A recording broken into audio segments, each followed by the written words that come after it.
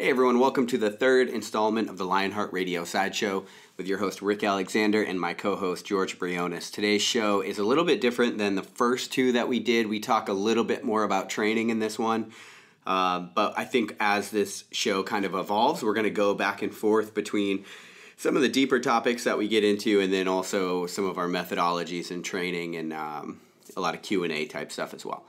So I hope you guys enjoy this one as well. Without further ado, on to the show.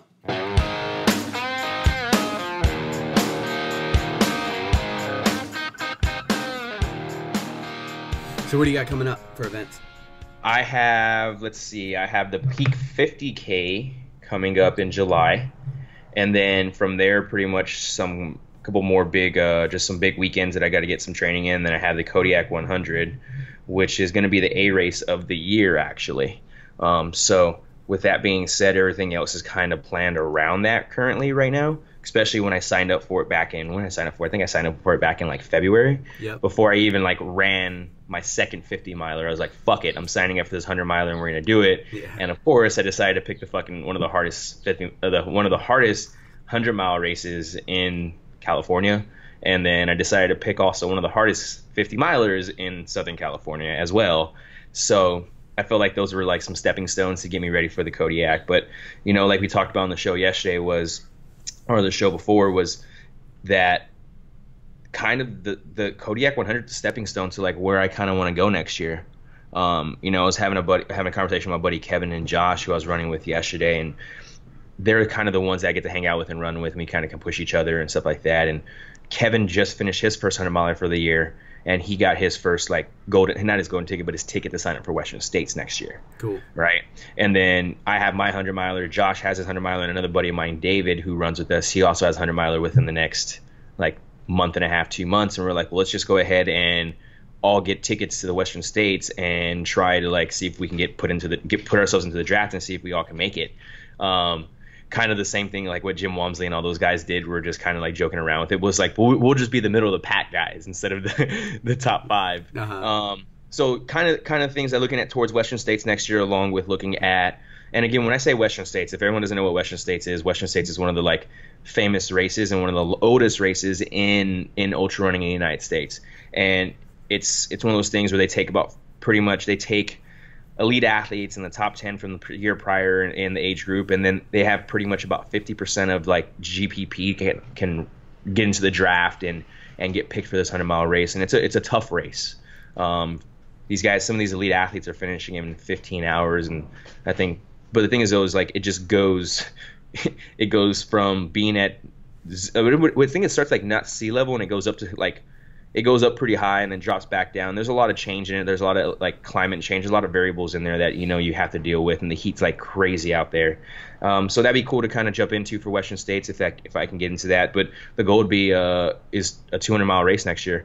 And I think 200 miles is something that I could do decently well in, due to the fact that I'm not a big time runner, but I'm a very good power hiker, and I enjoy power hiking, and I can run.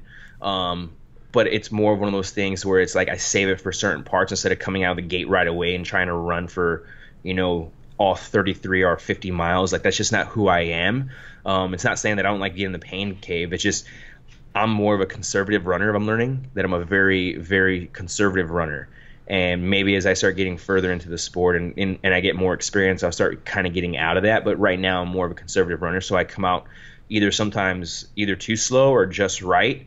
And, you know, I end up just kind of like speed walking and power hiking a lot of times. I'm getting to the points where I can hold a 13 to a 14 minute hour power hike and a speed walk, which I think is really good because, you know, down the road it'd be cool to finish 100 miler in 24 hours.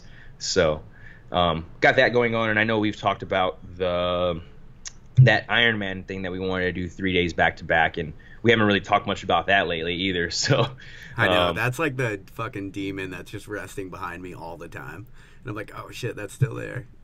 Yeah, that's one of those things. Like, it's like, oh fuck, like, so, and like I haven't swam much lately either. The past month and a half, 2 months, my swimming's kind of gone away to the wayside just because how much running I'm doing, and I haven't really been on the bike. So it's like, you know, is it smart to get done with this 100 miler, see how I feel for 4 weeks, and then do an 8-week training cycle to go into this race? where it's 3 back-to-back Ironmans, and if people have listened to us talk about this before, it's kind of gnarly. And like whenever I tell it to guys who do Ironmans, and they're like, they're like, it's fucking miserable sitting on the bike for just one Ironman. You're about to go sit on it for 3 days back to back. Like, that's fucking insane. And then when they say it like that, you're like, fuck. Yeah, when you really start doing the math, like, well, I definitely want to get into all your events and stuff, but when you really start doing the math of this 3 back-to-back Ironmans, it's like, so if you look at it, if you run an Ironman in sub 12 hours, that's considered a really fast time. Probably not the time that I'll run because I'm not fast. But then if you look at, okay, so then where are you going to finish? Okay, so then let's say maybe you're more around the 15-hour mark for one. Now, okay, so that leaves you 9 hours for the rest of the day until the next one starts. And so maybe the second one is 17 hours. Okay, well, now you got 6 hours. Like, at some point, it's like it's like, how do you balance trying to get fast enough so that you still have a rest period, but not killing yourself so that you can still run 2 more Ironman. So that is like a hard balance. Maybe we'll get into talking about that. But one of the things you brought up is you're like, okay, I signed up for this gnarly 100-miler before I had even run my second 50. That's actually, I think that's the advice that I give people a lot. Like that, maybe not straight to 100, but like when they want to run, they're like, oh, I should run a marathon before an ultra. And I'm like, no, I don't think so. I think you should just run an ultra. One, because ultras tend to hurt less. Like there's a lot of reasons for this, but like a marathon, what's going to happen is you're going to run that marathon and you're going to say fucking never again. Like, you're going to be like, that sucked. I'm not doing it again. And you're selling yourself short because you're missing out on like all of the transcendent things that come with running an ultra, like all the like spiritual aspects and all the like mental toughness aspects. Like, you're going to miss all of that just because running a marathon sucked. So I say, like, I think it's cool to commit to something bigger. And I know our last episode was like about like, are your dreams too big or not? But I think it's okay to commit to something bigger as long as you're realistic about the training process. Well, it's funny you say like commit to something bigger, is because even our last show we talked about was the whole like, hey, set up long-term goals and then have small goals leading up to it. And I think by being able to like set up a long-term goal and then back planning with smaller goals from there is actually a good way to do it. And, you know, I had a 100-miler. I looked at the 100-miler, found it, and signed up for it, right? And right away after that, I was like, I need to find a 50-miler that's going to go ahead and get me prepped, or at least let me know of a gauge of how it's going to be. Again, giving me some kind of realistic expectation and being like, all right, what do I need to work on? What do I not need to work on? And okay, cool, this is what it's going to feel like. I mean, and that's what I ended up doing, right? So like everything since then, it was like, all right, cool, here's a 50-miler. It has like over 13K in climbing and they're 50 miles. Like, that's pretty gnarly climbing with a 50-miler. Usually you see that over 100 miles. And, you know, Kodiak's 100 is like 17K on 100 miles, but at elevation at 7,000, and it peaks out at 10K. I did it here at sea level, and I did get up to about 5K and then came back down to sea level. So it's one of those things where it's like, all right, cool. So yeah, now it's one of those, like you said, like our last show, we talked about setting up goals, and I realistically kind of like looked at it the same way as I approached it. And I kind of talked about it. I was like, all right, cool. Here's this 100-miler from there. Everything else is back plan. I know that I got to get a huge race in before that. And I did that, you know, in March, right? I did that, or it was the end of February, beginning of March or something like that. Yeah. Yeah. And then I haven't really raced any 50-miler since then. Getting ready for this 100-miler, all they've been is either 30Ks or, you know, 35Ks or a 50K, and just getting used to that. And then everything else has just been kind of just a lot of training and kind of getting up to Big Bear and trying to get as much elevation training in as possible. Yeah. So let me ask you this. When you did that 50-miler, that was pretty gnarly. Did that change your approach to the 100 in your training? Yes, it did, because of the fact, again, like I said, I'm not a runner. So for you to complete a 100-mile race, you have to run it. Like, you have to run at least 40% of it. Yeah, because the time cutoff is because the time cutoffs, it will get you. So, like, that's one thing right there, and then it kind of got to me, was like, all right, I finished this 50-miler like 35 minutes under the time cap. Okay. Right? Like, and I pretty much power hiked about 80% of it. And 20 mile, and like the other 20% I kind of ran it. Yeah, so 100 you won't get away with that. No, and like right there and then I knew that I had time. When it was the end of February, beginning of March, I was like, all right, cool, I got time. Or it was like end of March, I got time. I was like, I have pretty much 5 months until August. I was like, I got some time. So it was one of those things where it's like, all right, cool, I got to develop just an overall just base of aerobic fitness to handle running for long periods of time, because I wasn't able to do that going into the 50 miler. And again, the mindset that I had was, oh, well, if I can manage at least a 14-minute mile pace, right, I'll be able, or 14 to a 17-minute mile pace over 100 miles, I'll finish under the time cap, like the way I looked at it, right? Yep. I'll just finish under like 30-something hours. If I can get good at power hiking, I can. But after I got done with that race, I was like, oh no, like there was places where I should have been running. And like, you know, and for instance, like we know when we get into races, it's power hike the uphills, anything greater than 10%. You jog or do as best as you can at 10%. All the downhills you pretty much run. And by running, I mean you fall with style. And all the flats you jog out at a maintainable pace that you can. Mm-hmm. And at that time period, getting ready for that, going into that 50 miler, I couldn't do that at all. Like I was just I just had trained so much hiking that it was just, okay, cool. I started running for a little bit and I was like, this is stupid. Like I want to hike. Yep. And I want to hike. And it came down to like, at what point does your hiking and your running, you know, really kind of, you know, where does it happen where the energy output, you know, equals each other up at the back end of the race? Yeah. Yeah. Right. And dude, that's the beauty of having B races, I think. Like it gives you a very good gauge of where you're at currently. You know, like leading up to my 200 last year, a lot of people were like, oh, you're racing too much. Like your schedule's too many, because I raced like 10 ultras. And I was like, or 9 leading up to that race. And I was like,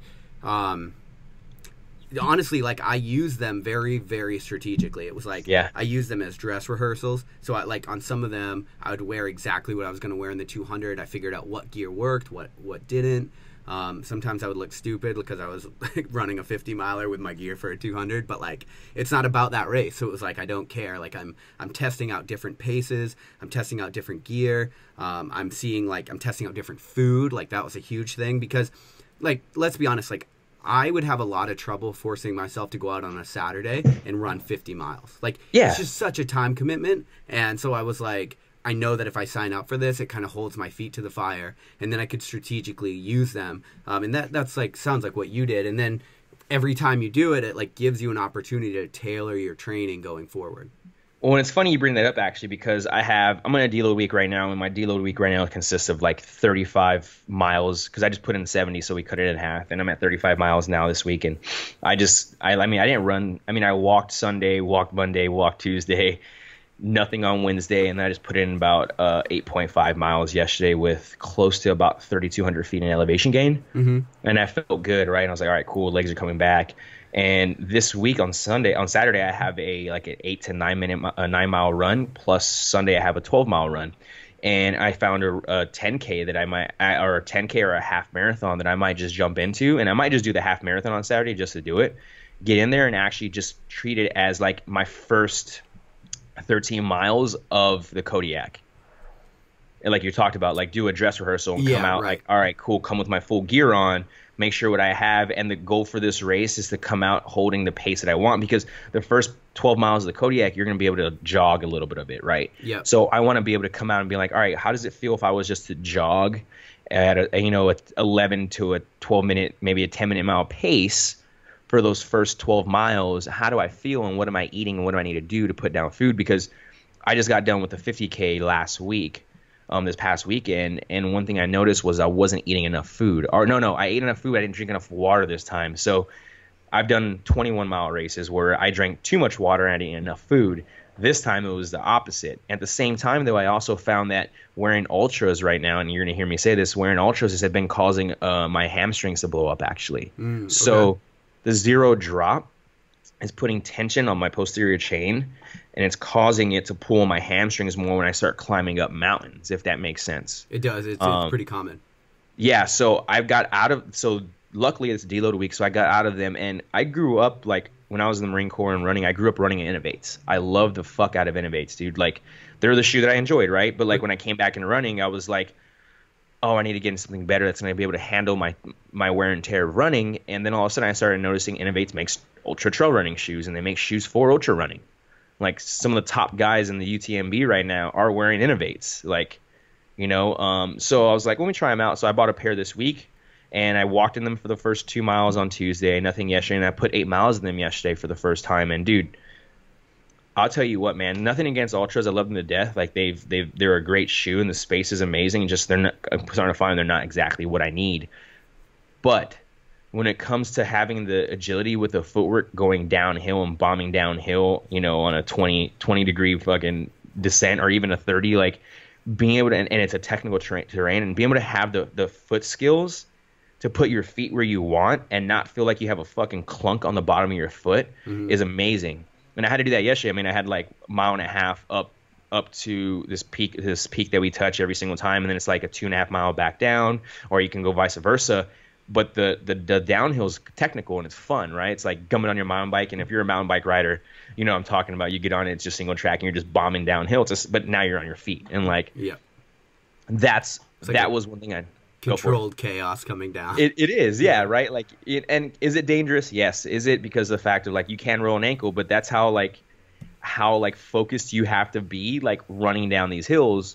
And that's another aspect of like the whole thing in ultra running is the fact of like you have to be there like 100%, because if you zone out, you could fuck yourself up. Yeah, it's funny because like there's been a ton of times in ultras, especially because what happens is your hamstrings obviously get wrecked from all the climbing, and then when you go downhill, you don't have that hamstring, which pulls you back all the time, so that those get fatigued. So then you start relying on the front of your leg, which is your quads, and then your toes get smashed into the front of your shoes.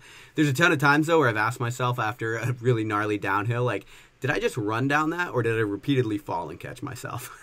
Right, that's exactly what it is, though, dude. Yeah. It's like it's controlled falling. It's literally controlled falling. All you were doing was like, all right, I'm gonna push my hips and shoulders forward over my body, and I'm going to go ahead and just make sure my footwork is spot on. Yeah, and just make up a ton of time, which is cool. Well, and it's cool, yeah, because I actually used that example this past race at the Holcomb.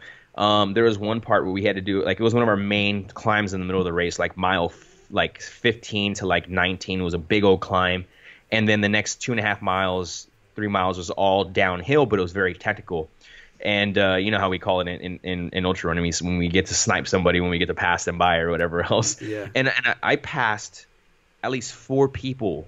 Like, people passed me on the flats, and they kind of like, I kind of managed my way up the mountain and caught up to them, and then I passed them on the back end of the downhill, and I was fine, and there was no problems. Like, again, like I said, what I'm noticing right now, dude, is the fact that my hamstrings are the only thing blowing up. My quads feel amazing, and my feet are not hurting. Yeah. So it was one of those things. Is like, I'm getting ready to run 100 miles, and the way I like to explain this is like I'm replacing my weapon from war with my shoes now, because that is that's my lifeline. Like, my shoes fucking fall apart, my feet become wrecked, and if you don't know, like, having blisters on your feet and having to run still in places where it fucking hurts, like, it's miserable. It's one of the most miserable pains in the world, and you can talk on that, dude. You know that. Yeah. Oh, it's awful. Yeah, the downhills suck in ultras, but you know, I have like 3 sort of tenets when it comes to like programming endurance training. And one of them, the most important one to me, is posterior chain strength and endurance, because I think that's the thing. Like, that's what I've noticed. It gets the most fatigued in these kind of races. It ends up causing all kinds of other problems. And so, like, for that reason, like, if I only have 30 minutes to work out in a day, I will go in and I'll work posterior chain midline stability. Like, those, if I only can do one thing, or if I could tell somebody, like, if you could only had enough energy or time or whatever it is to focus on one thing outside of just doing the thing, which is like running and biking, then I would say, you know, focus on posterior chain strength. You know, you just made me think about it right now. I'm going to go today after the show. I'm going to go buy a kettlebell right here I have a Play Against Sports here. Yep. I'm going to put the kettlebell inside my house, and I'm just going to go ahead and swing it every 2 hours for 20 reps. That's what I was going to say. So specifically kettlebell swings. Yeah, I'm just going to go grab the kettlebell swing and swing it for 2 minutes straight or whatever else every 2 hours, and just swing. Yeah. So, okay, so that's cool. So when you're looking at this schedule, you had the 50 miler, you're getting ready for the 100. What does your lifting look like? It's funny, man, as you actually asked that, is I've actually cut my lifting back down to 2 days a week right now. Okay. And a lot of it, like you talked about, is posterior chain focused. And I've actually laid off the squats as much as it sounds, as I've actually laid off the squats a little bit more, because of the fact of how much running I'm doing and how much my quads are just taking a beating. Yep. And when I do squat, you know, it's single leg work into maybe some box squat work, but everything else is posterior chain focused along with upper body. And I've actually gotten into a lot more rock climbing lately, actually. So I'm actually rock climbing, you know, twice a week sometimes, 3 times a week, just because of the fact that, one, like, all right, cool. Like, it's fun and it's a full body workout, and the climbing gym that I go to has a gym in it right there and then. So if I want to climb first and I'm done climbing, then I can do some midlines work and maybe some posterior chain work. Or if I don't want to climb, I can just walk in and do that. And they offer yoga and they have a bike and they have a rower at top. You know, it's like cool. So usually I go in. I usually just touch all of it at one time. Right, I'll do some posterior chain, midline work, go climb, or vice versa. And that's kind of realistically what I've been doing, just because of the fact that I don't want to have lifting feel like a job going into the gym. Being like, because of the fact that I'm doing so much running already and so much focused on that, I want something else that kind of gets me out from the running. Again, like running is an adventure for me. It is, right? But if you don't run over 50 miles, or let's say if you don't run over 40 miles a week, I'm going to use that like for some people. If you don't run over 40 miles a week, it is very mentally fatiguing. Yeah. Very mentally fatiguing. And with that being said, it's one of those things where it's like, cool, your deload consists of you not running. It's not because your body needs a deload, because it does, right? But more of your mind needs a deload. Right. Like, and I don't know if anybody's ever really focused or really noticed it, but like, you know, that the cognitive function of everything just kind of goes from being at like 100% and it just drops and drops and drops. And you're just like, man, what is wrong with me right now? Or why don't I want to do anything? Or why don't I want to go out to the, you know, when you walk out to the trails, you're like, man, this is no, you know, and like, I took that from, you heard of the speed goat? He ran across the Appalachian Trail. Yeah. Okay, I forgot his name. I watched a documentary on it yesterday, but I forgot his name. But I know him by the speed goat. He's the Hoka one. They call him the speed goat. And he actually talked about the guy that just set the FKT for the Appalachian Trail. Yeah, he wrote the book North. Scott. Yeah, what's his name? Not Scott Jenkins. It's another guy that someone beat his time. Gosh dang it. Yeah, keep going. I'm gonna look it up while you're talking. I totally forgot, dude. But anyways, he talks about how he literally takes weeks off at a time sometimes. The dude's a legend in running. No, he is a legend. He's won number Scott Jurek. Scott Jurek, but someone beat him. Oh, okay. Yeah. Someone just beat him again beat him just recently. Scott Jurek did it in like 49 hours. Yeah. And this guy did it, or 49 days. In like 49 days and like 20 something hours or something like that. And this guy, I forgot, I'm sorry, man, if he ever listens to our show, he's like, you fucking assholes. But he finished it in 45 days and 22 hours. So he beat the world world record by 2 hours. And that's over 2,000 miles in 46 days, if anybody doesn't know. So his name is it Joe McConaughey? Yes. Well-known speed hiker set a new record on the Appalachian Trail today. He hiked the 2190-mile route in an unofficial FKT of 45 days, 12 hours, and 15 minutes. Oh, unless that's another guy. But the one that we saw on the TV show, the one I watched in the movie, was 22 hours. Yeah. But anyways, dude, like, he talks about it all the time. He ends up saying that, you know, sometimes I'll take a week and a half, 2 weeks off, you know? And he's like, it's good for my psyche, it's good for my body, and it keeps me refreshed, you know? And, like, that dude's been running ultras for over 15, 20 years, however else you want to think about it. A lot of these guys who are doing this for that long. And it's like, you don't have to always go out there and grind out miles. Like, that's not the need for it. Like, if your mind and your body is like, hey, you're tired, the same thing with workouts. Like, if you don't want to go out and go train for the day, don't go train. Go do something that makes you happy. Because, again, input, output. If it's a negative input to you because you have to go train, guess what's going to happen to you? You're either going to have a negative output, i.e. you're going to injure yourself, or you're going to go ahead and just fuck yourself for the next couple of days of training. So especially with running and having to run this many miles and be out there for that long, I really take that to heart now. And it's something that I've learned with it all, I guess you can say, with ultra running, is like you really have to like pull the throttles back a little bit when it's necessary, because of the fact you can burn yourself out again and turn something that you love into something you hate. Yeah. And you don't want to do that. Yeah, you have to guard yourself against that. Like, I mean, you know, that happened to me with CrossFit. It was like I got to a point, I was training so hard for so long, and I realized like my life had just become 6 hours a day in these dark four walls of a gym, and I just got so burnt out that I like left the sport completely for a super long time.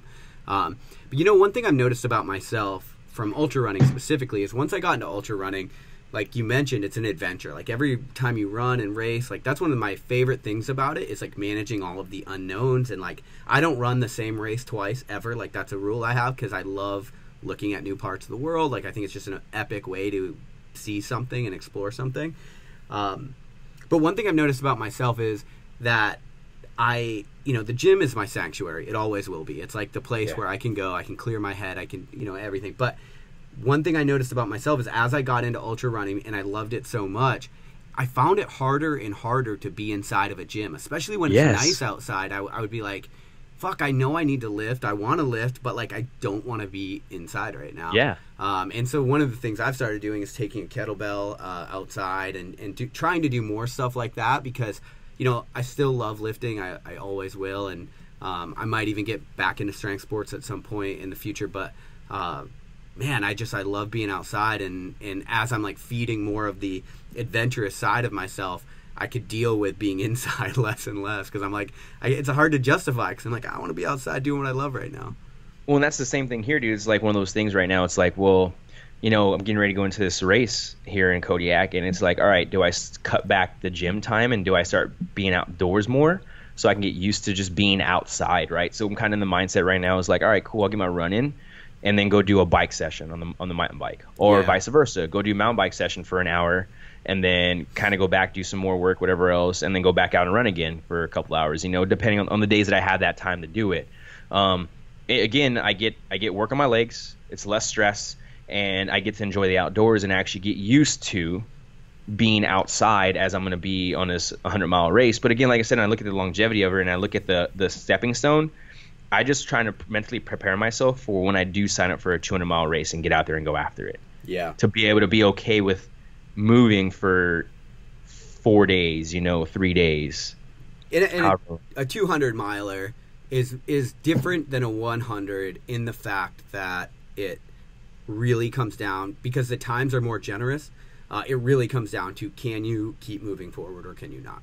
Like that's legitimately what it comes down to, because like for most of the hundreds, you only have to move at if I remember correctly, it's like 2 miles an hour. Like, I mean, it's 30-minute miles. Like, that's slower than almost anybody would walk. And, of course, you have to build in sleep time. You have to build in aid time.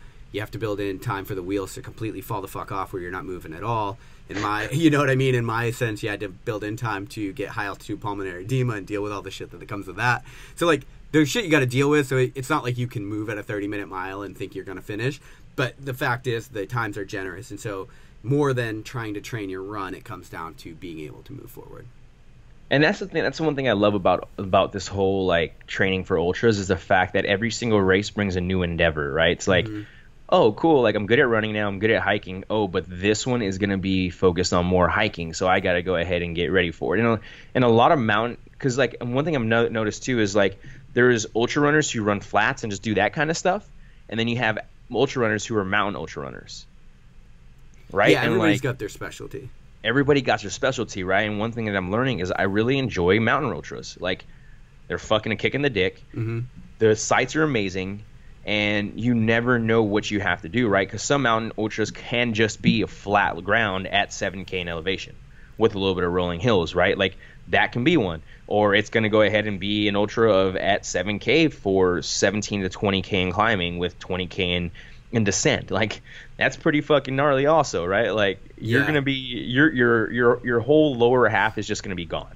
Right. Well, one of the things I've realized about myself is the thing that drew me to this sport is the idea that you're kind of tackling a new frontier. Like, it's always like for me, I had gotten decently good at lifting and I was just kind of looking for a new frontier to kind of tackle. And this idea of like always moving forward for me right now in this moment, this is what I was talking to you a couple weeks ago about, is like I feel like I'm sort of there. Not that I would finish every single race I ever started, because you never know what could come up. It's so much time for things to go wrong. But I do feel like my ability to just keep moving forward despite the obstacles, despite the cramps, despite everything that would come up, I feel very confident in that. Like I feel like I'm very good at that. And so in a sense, that frontier feels almost tackled. And now I'm sort of looking to like get back to shorter stuff. Like I was telling you, like after this year's events. I think next year my focus is going to be the 50-mile distance, because that's a new frontier. Like, I'll have to do tons more speed work, like being able to really suffer for that 8-hour time frame. It's like, it's the difference between going in and doing a max squat or going in and doing Fran. Like, it's a different kind of hurt. And so for me, that's a new frontier that I kind of want to start exploring.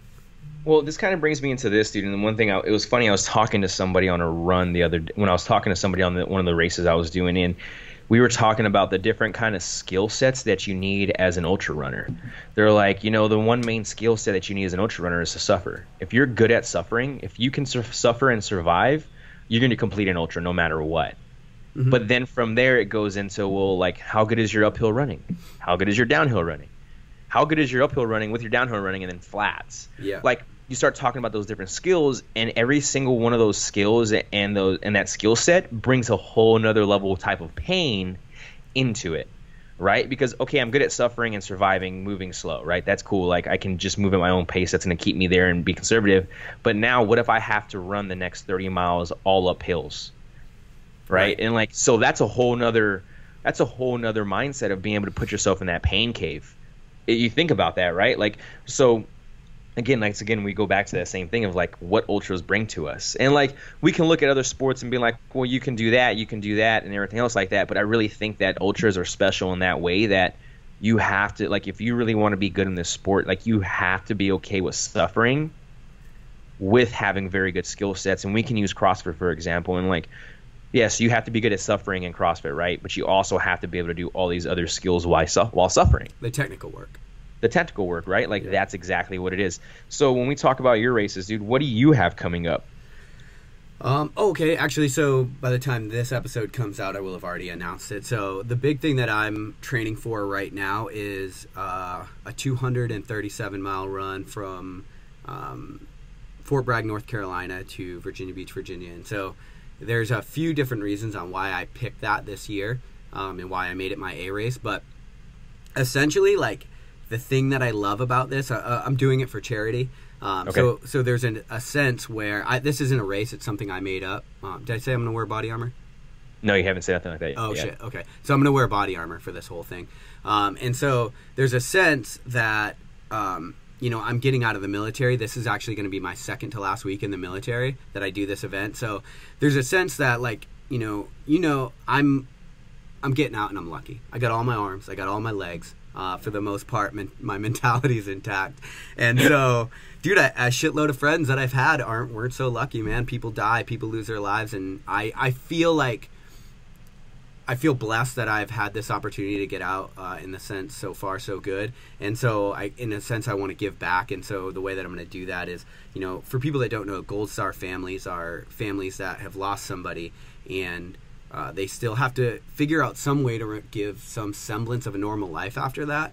And one of the things that people don't think about, like, you see the numbers of the people that die in war, but you don't think about the fact that, like, their families 2 times that. Every Christmas, man, that's kids that aren't going to fucking see their parents. It's kids that aren't going to get the gifts that their parents would give them. And I've seen it close up, and it breaks my fucking heart. I hate it. And so one of the simple ways that I've decided to, like, kind of fight back is Gold Star Teen Adventures, or this organization that basically they take these kids who are Gold Star families and they do stuff that their parents would have done for them. So they go on diving trips, they do mentorship, they do leadership, they do hiking trips, like super really cool stuff that, like, I believe hard in the power of adventure and sport, and all the transcendent things that come along with that. And so I'm super stoked that I found this organization, and they do it on a shoestring budget. So I'm dedicating this race to them. I'm doing this only to raise money for them. So that's, like, kind of the big picture why I'm doing it. And then I thought, well, okay, so if I'm going to do this, I might as well stay true to form and make it really fucking hard. So one of the things is, I think wearing body armor, it's going to draw attention to it. It's something you don't see very often, and so the novelty of it, I'm hoping, will help me raise more money. And then there's also the fact that it's a new stimulus. It's something I've never trained for. I mean, you typically you want to keep your shit as light as possible, and so just adding a 25-pound vest right out of the gate, like that, I'm excited about that. It's like a new thing that I have to figure out how to train for. And then I also believe that I've gotten a little bit comfortable in my ultras where, like I said, the ability to move forward for me has kind of become a thing. But what I've noticed is I rely on different parts of ultras. So I rely on aid stations super heavily. I also rely... See, that's funny because we're the opposite. I rely on myself. I carry more on me than I should be. Oh, dude, I to a fault, like, I'm just, like, mathematically figuring out how many more fucking steps I have to an aid station. Like, I am very, like, reliant on it, and I hate that about myself because now I've become too comfortable. And so, okay, so aid stations are something I rely on.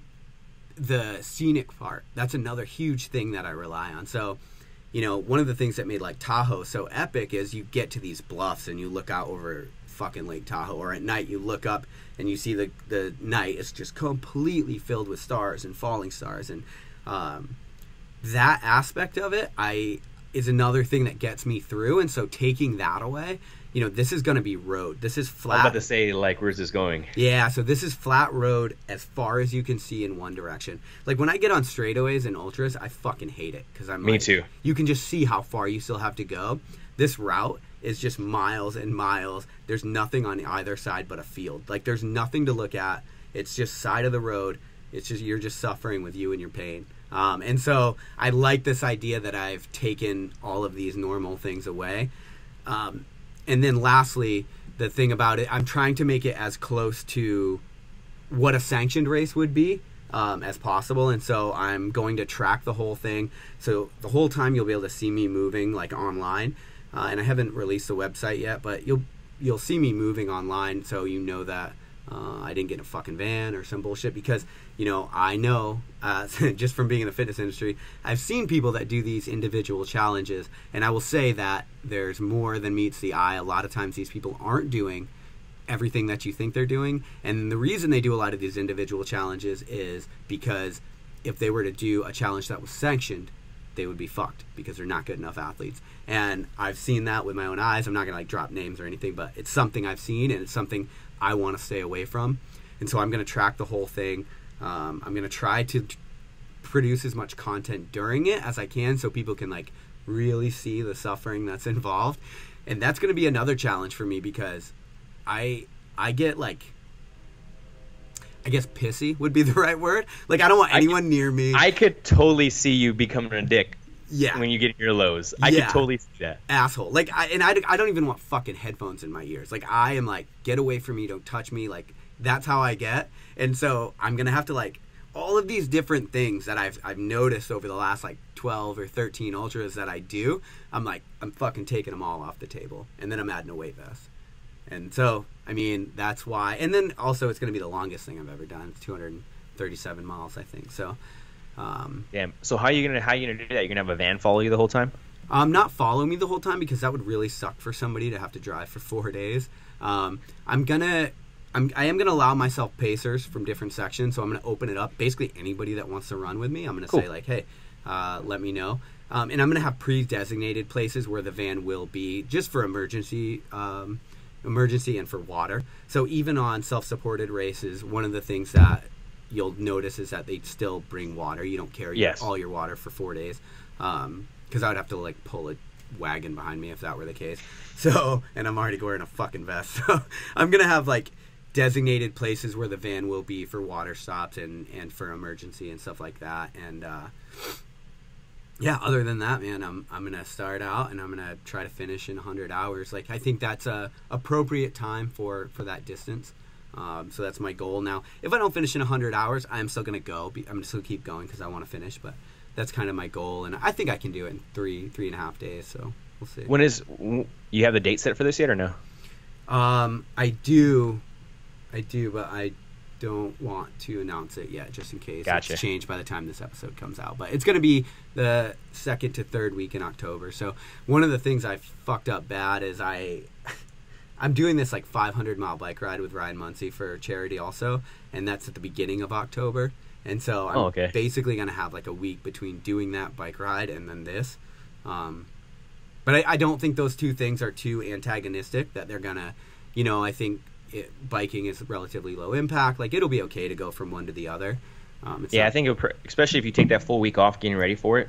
I mean, legitimately, like, just plan and get everything set up and ready for. Don't even worry about running. Just know that you're gonna have to run for 4 days straight after this, and use the bike as a taper. Yeah, right, exactly.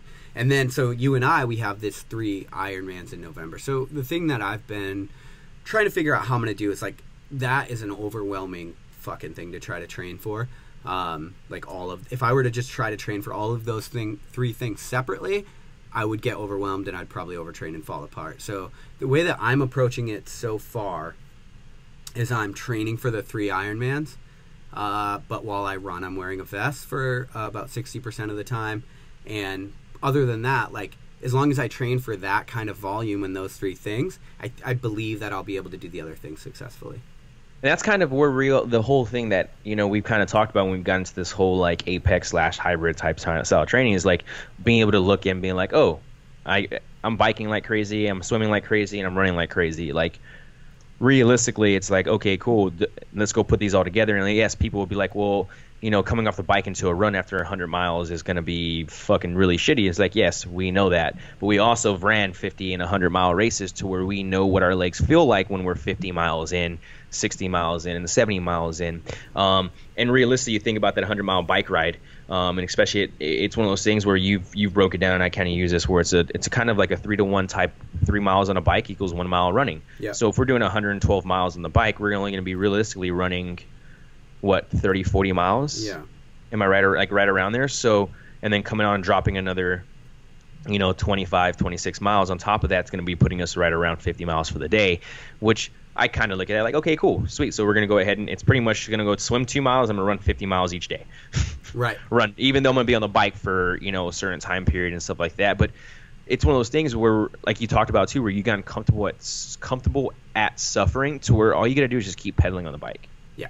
As to where running, like, if you slow down, you're walking. Yeah. On the bike, like, you can pedal and you're still holding a decent pace that you don't have to really sweat too much compared to on running on your feet. Kind of want to bring it back to the whole charity thing, dude. Like, I've never really heard so much of the Goat Star families or what they talk about that. Could you elaborate a little bit more on what they're like? I know you talked a little bit about what they're doing, but like, how are you going to be raising the money during that time period? Are you going to go ahead and start raising money prior to the race, or are you going to raise money while you're running for those 4 days? So so by the time this podcast comes out, I will have already launched the charity. So if you guys follow me on Instagram or you follow LionHeart Radio, you probably will have already seen it. But essentially, I'm going to launch the fundraiser at the beginning of July, and I'm going to try to raise money all summer long for these guys leading up until the race. And I anticipate during the race, I will be able to raise a little bit more because people will be able to actually like see the suffering and just how I've done charity events in the past. Like, that's, you know, something I've noticed, like, while it's going on, people are a little more inclined to donate.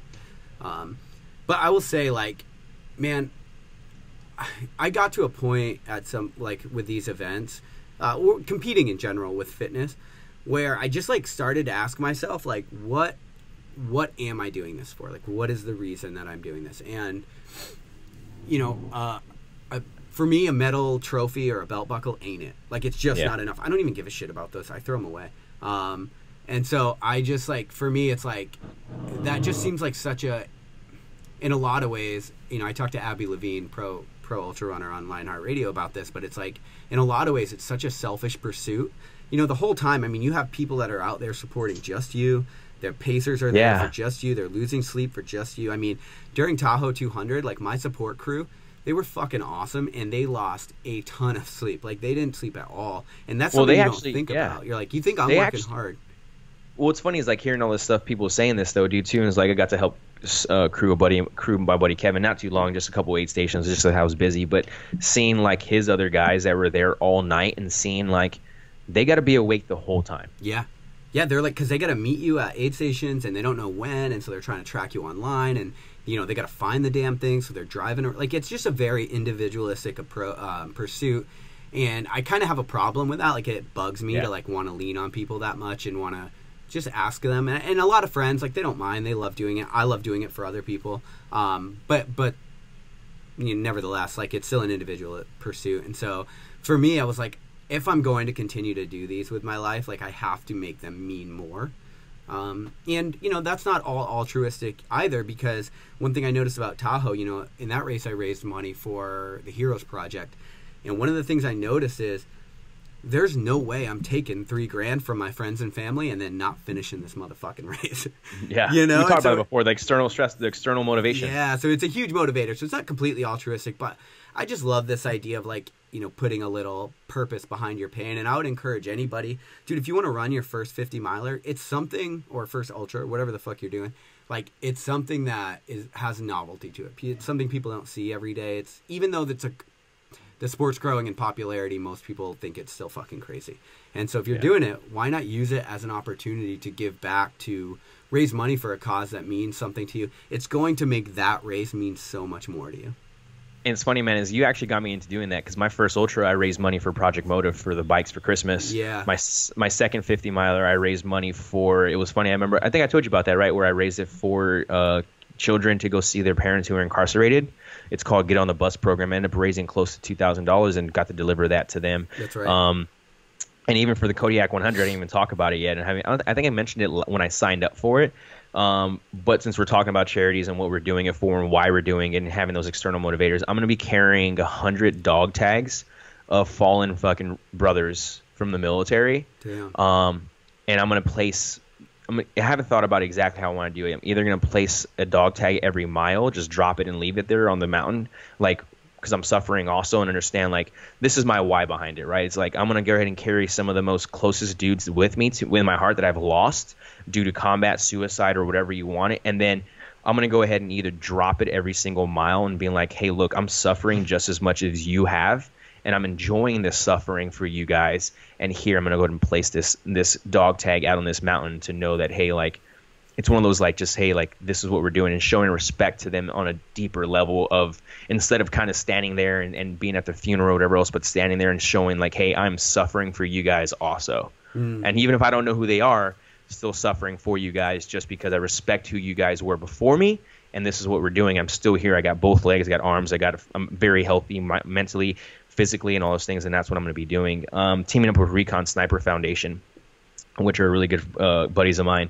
They're going to be making the dog tags, and we're going to go ahead and pretty much sell them, and the donations are going to be going ahead to the Recon Sniper Foundation, and from there we'll go ahead and pick the charities that we want to go ahead and drop them to. But Recon Sniper Foundation is a charity already for fallen recon brothers and sniper brothers to their families.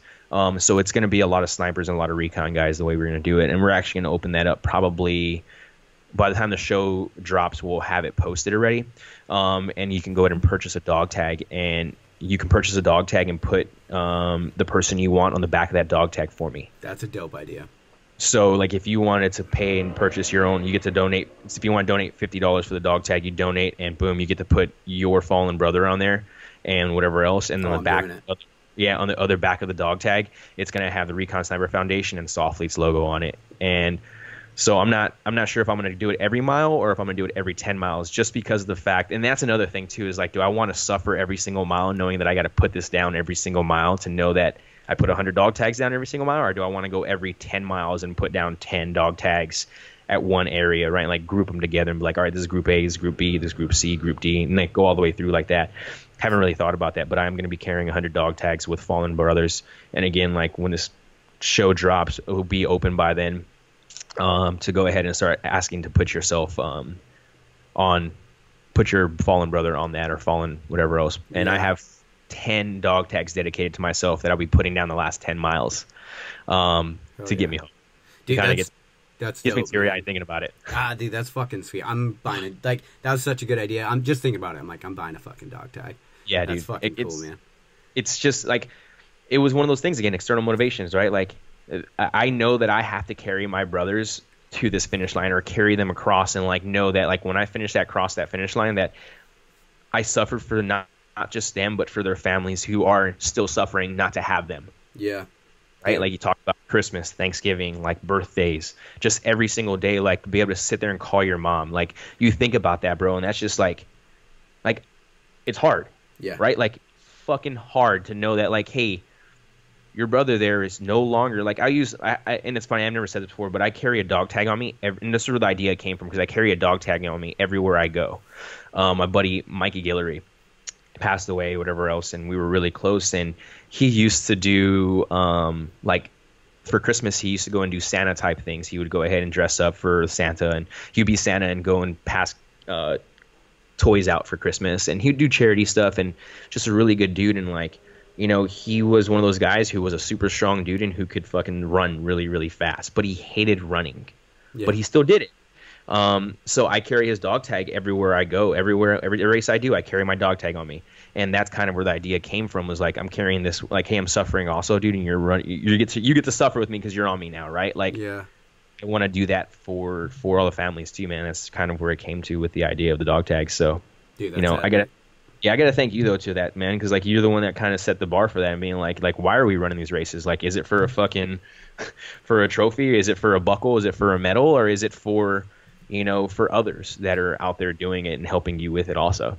You know, one of the things that I noticed, you know, in the last episode we talked about how, well, I talked a little bit about like last year and how much it fucking sucked for me, and like how just mentally I was in a rough spot, and like all these things. Now, one thing I'll say that happened to me last year that made me really notice this is, you know, we raised a bunch of money for bikes. We bought bikes for Christmas for kids whose parents were unable to afford them. And I've told this, I think I told it on Ryan's podcast, but I'll tell it right now. Like, there was a moment where we raised all the money, and then I had 30 or so volunteers come in, and then we put all the bikes together, and then we gave them to all of the parents. And there was a moment where a girl came in, and they didn't know they were getting bikes because of this program. They can't offer bikes technically because, you know, it's just so expensive, and they just couldn't do it. But I was like, this is awesome, so I'll give people bikes that weren't even expecting them. And I know for me what a bike meant growing up, like for Christmas, like, it was everything. So, you know, so I went and I had this opportunity, and one of the ladies that came in, we gave her a ticket. We were like, hey, so we're going to be able to give you a bike for Christmas this year for your kids. And one of the things she said was she gave it back. She got super happy, but then she got super sad. She was like, listen, I have 2 kids, and I cannot give one of them a bike and not the other one. So please just give this to a different parent who will be able to give it to their kid who only has 1 kid. And the charity, actually, the fundraiser went but we raised about 50 more bikes and helmets than we thought we were going to. So we had extras, and I'd known that. And I was like, well, you know what? Like, how old's your other kid? Gender, whatever. We figured it out, and I was like, actually, we're going to be able to give them a bike too, so we'll be able to give 2. And this lady literally in place just like collapses, and she's like crying, and she's just so fucking happy. And you know, when you do stuff for other people, there's a lot of times where they won't appreciate it. Like, I've noticed that. Like, it's just part of it, and doesn't matter. Like, you're not doing it for that appreciation, and if you are, like, you need to get to a different place mentally. You know what I mean? Like, you just have to accept that that's how it is, man. People aren't, you know, they're not always grateful. But then you see something like that happen, and I was just thinking about that all day as we were giving out all the bikes. And at the end of the day, I was sitting with this feeling of like wholeness that I hadn't felt from any other thing. Like, that year, like I had mentioned in the last podcast, I accomplished more than I wrote my book. I did all these things. Nothing even came close to comparing to this. Like, I was sitting there like almost like clutching my heart. Like, why do I feel so fucking good right now? Yeah. And, you know, the thing I figured out, like, you'll never regret doing something nice for somebody else. Like, and I have no idea what the fuck the point of this life is, but I'll tell you, that's got to be part of it. Like, for me anyway, that's what I've realized. Like, doing something for someone else, like, to use whatever gift it is you have, like, in my sense, like, it will just make your life better if you use those gifts to help somebody else. Yeah, dude. And it's one of those things, man, it hits home too, dude, is the fact that, like, you don't see that every day. We don't see the gratification that people have towards somebody else for what they did for them, right? Like you talked about, like, everyone came in and got their bikes and everything else like that. And after a while, I'm pretty sure it became like, oh, here you go, thank you. Here you go, thank you. Here you go, thank you. Here you go, thank you. And it became this kind of repetitive thing where you're like, all right, cool. And, like, it was kind of leading to where there might have not been a wholeness to it because of the fact that everyone that came in there didn't show the gratification to you giving them the bike, right? And then all of a sudden, God went ahead and sent this angel. We can use this lady as an example, right? Of like, hey, look, you know, you did something fucking super fucking rad, right? Like, you started Project Motive, and you had so many people donate money and raise money for it. And all of a sudden, he wanted to show his gratification towards you in a way, and it was a lady, right? And, like, you literally were like, oh, let's go and take care of it. And when she fell to her knees, like, that was probably what made it whole, was a fact to see, like, she was to show gratification for everyone else in there for you. It only took one. Yeah. That's the funny. Oh, definitely only took one. Like, it was like the day, life, year made at that point. Like, it was pretty epic. But, yeah, so I think probably to wrap, like, that part of the conversation up, I just think that, you know, whatever it is you want to do, like, whatever athletic pursuits, whatever goals, like, there's probably a way to make it mean more, and that way is probably to dedicate it to something that's a little bit bigger than yourself and your own needs and pursuits. And if you do that, like, not only are you going to be more prone to being successful in that endeavor, but you're going to feel better about it. Yeah, it's 100%, because like in the last show we did talk about that, right? Like setting up like what are our core values, and setting up like what defines us, and setting up like the sacrifices, and you know, creating a better success rate, right? And if you're looking to do this not just for yourself but do it for others also, that also increases one's success rate in what you're doing. Yeah, completely agree. Yeah, dude. Solid, man. No, man. Thanks, dude. Like I said, I'm excited. Like I said, I'm excited for the year of training and life and helping people out in ways that others can't do it. And it's stoked to have you by the side, dude, for sure. Yeah, for sure. And I know, you know, for people listening to this, a lot of times this sideshow that we're doing, it's like we'll probably get into much bigger topics than training. But then, you know, there are a lot of people that listen to us and really like the training aspect of it. And so I would encourage people, like, if you guys have questions about that, like, reach out to either of us. We're both pretty accessible, and you know, I'm always experimenting with new ways to train and like inch a little bit more performance out of myself, new lifestyle things. So yeah, if you guys have questions, like, definitely feel free to shoot them at us. And although we don't always talk about training specifically on this podcast, we'll definitely help you out. Definitely. You can hashtag us as the Power Couple Podcast. That's right. Someone said that. Yeah, that was actually to Noah. Noah said that about us, dude. Noah. Oh man, I couldn't stop laughing. All right, so we'll end it there. Perfect. Thanks, man. Thanks, dude. Laters. Thanks for listening to LionHeart Radio. I hope that the information from today's show will make you fitter, happier, and healthier. For the show notes of this episode and every episode, head to www.lionheartrad.io. Yep, just like LionHeart Radio. And please, if you have the time, head over to iTunes and give us a 5-star rating. It really helps us to know that we're on the right track in delivering you reliable information and value. As always, feedback is welcome. If you have any comments on the show or like to suggest a guest, send me an email at rick@luavive.com. That's LUAVIVE.com. Thanks for your support, and we will see you next time. Bitch, I feel good. Don't I look stupendous? My shine is so endless, and shit you can do to end this. Even when I'm dead, niggas still gon' bump that chip shit. Coke, white, Escalade on cinches for you dipshit. So you won't forget this. Midwest nigga be the coldest. Cleveland is the